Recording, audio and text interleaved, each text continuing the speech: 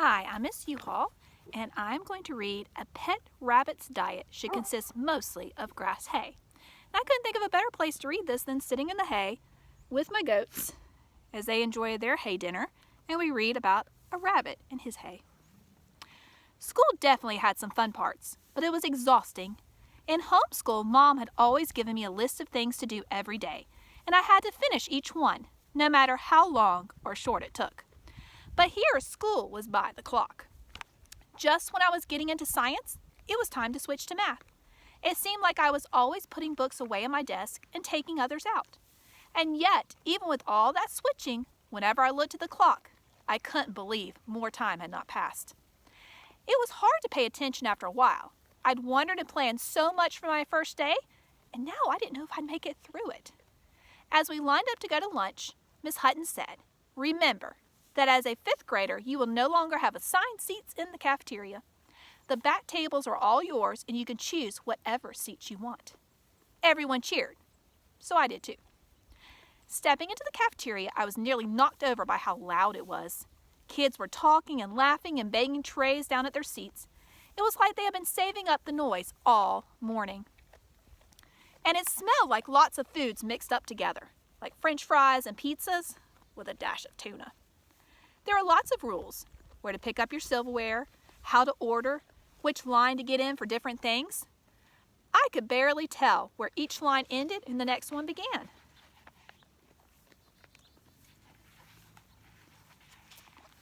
I accidentally got into the drinks line twice. Even so, I forgot to get a straw.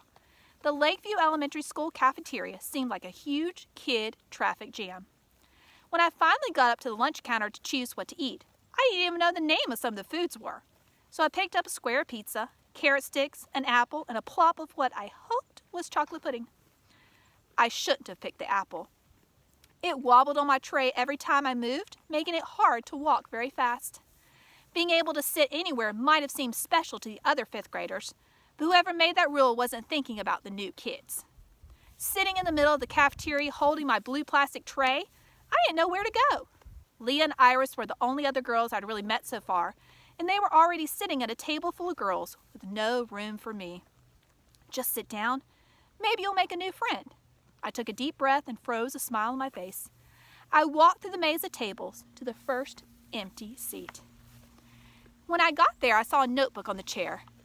"Sorry," a girl said. "That seat is saved." The next empty seat had a baseball cap on it. The longer I walked around, the more seats were filling up. I wanted to hide my tray somewhere and sneak back to the classroom where I had my own desk, but I didn't think we were allowed to do that. Finally, I picked up one of the empty tables in the far back of the cafeteria with no one else. The first day is the hardest. I'll bring my own lunch tomorrow. Then I can sit with someone faster. But as I was sitting down, my foot hit the table leg and my apple wobbled right over the lip of my tray. It bounced once on the table, dropped to the floor, and rolled under the table next to me. This is Sugar. She's saying hi. She wants to see what we're doing. But I knew I should find it and throw it right away. But climbing under the tables would not make a good first impression. And when I said that other kids wouldn't give you too many chances before they wrote you off as being weird. I took a bite of my pizza, hoping no one had noticed the apple. Maybe I could find it after lunch was over. Sugar's trying to decide if she could eat the book. Does it taste good? Say hi, everybody. Say hi, Midway.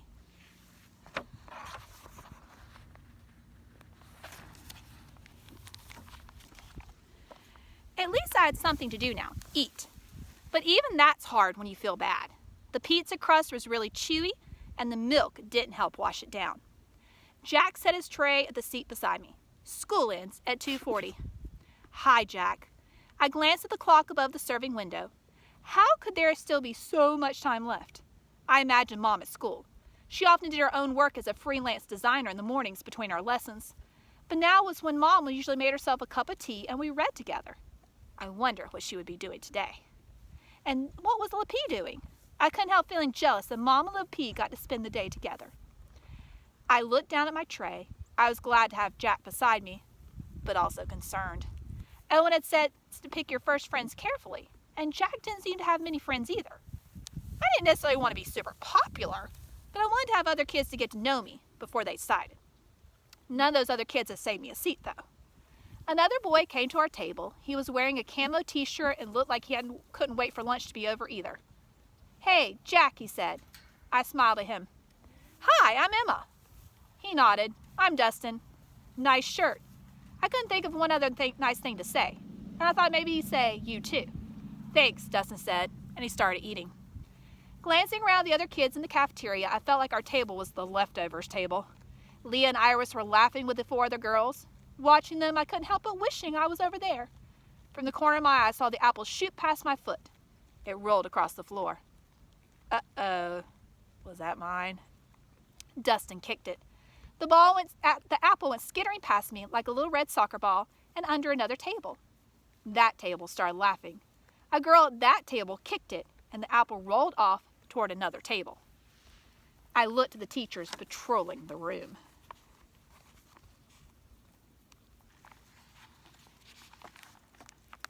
They were all busy talking to each other or helping the little kids tie their shoes or open milk cartons. I could feel my face getting hot. Even though I hadn't done anything wrong on purpose, I had started it. I picked up a carrot stick from my tray.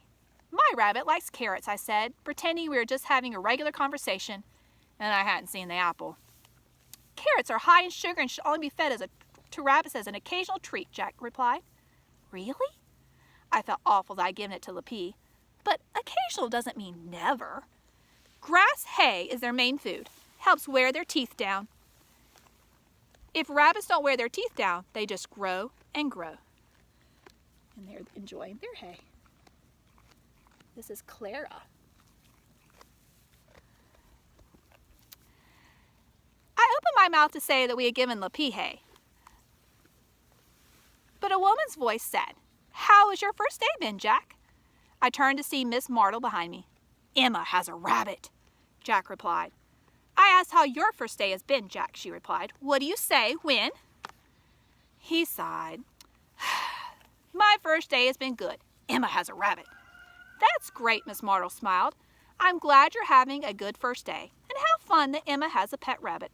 I'm sure that gives you a lot more to talk about. What's the rabbit's name?" "Monsieur Lapine," I said. "It comes from the stories my papa used to tell me about the trickster rabbit." "Silly rabbit," Jack said. "Tricks are for kids." I giggled. I didn't know if he really meant to tell a joke, but it was funny. "Whose apple is this?" a loud voice asked. One of the teachers was holding my apple by the tiny stem. It wasn't round anymore. It had chunks missing from being kicked around the room. There was a lot of snickering. I opened my mouth to say it had been an accident, but no words came out. My heart tightened, waiting for some kid to point at me, but no one did. Don't leave a mess for someone else to clean up.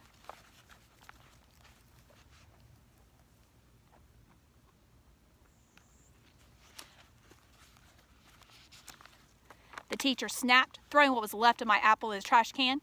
"You can get ready for recess now. Just be sure to get all your trash in the cans."